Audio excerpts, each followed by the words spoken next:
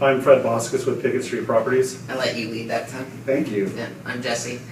Hey, we're going to talk about deficiencies today and what happened this week in the short sale world of Pickett Street Properties. And a couple things happened. You know, it's not uncommon for us to get approval letters. It's also, sadly, it's not uncommon for us to get approval letters that have no deficiency language. Right. And so deficiency language, what I mean by that is that we're clearly, a lot of agents get excited when they get an approval letter, but they don't clearly read it. It's important to read it because it says in there whether or not the homeowner is going to have to satisfy a debt after the sale of their property. Right. And so this week we got a couple approval letters that had no deficiency language. The bank did not clearly state whether or not they were going to pursue the homeowner after the sale of the property. But the negotiator that was sending this letter to us said, "Oh, but I wouldn't worry. I don't see them try and pursue a deficiency very often." And like, yeah, that's worth how much? Right, because they're involved in the collection process. Right. Do they know? They have a vested interest in keeping keeping the deficiency there, and it's just like, okay, your opinion isn't a legal document. Right. Yeah. Yeah. So what we do is we go back to them and we say, hey, great, thank you for the approval letter.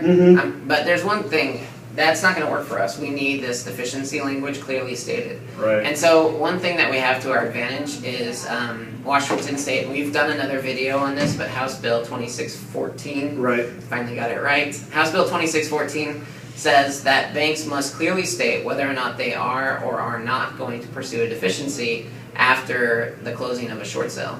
And so we're using that information to our advantage, and we're writing these banks back and saying, hey, it'd be really good for us to have deficiency language in this letter.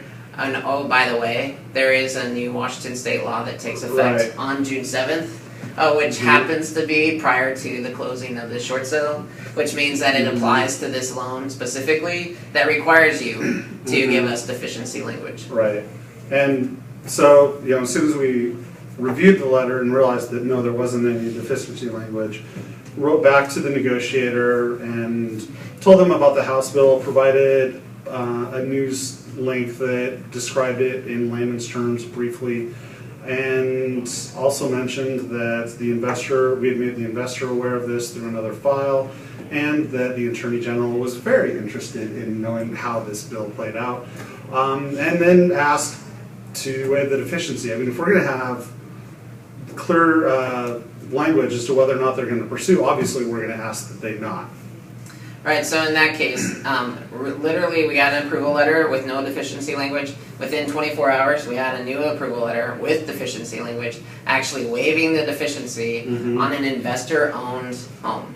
And so that's great news, by the way, because on an investor-owned home, the deficiency rights are much more severe than they are for a homeowner or an owner-occupied home. And so today, as far as deficiencies go, it's important that your short sale agent is familiar with House Bill 2614, and that if you're an investor who is worried about the deficiency after a short sale process, we have experience in negotiating those away as well. Right. So, thanks, guys. Thank you.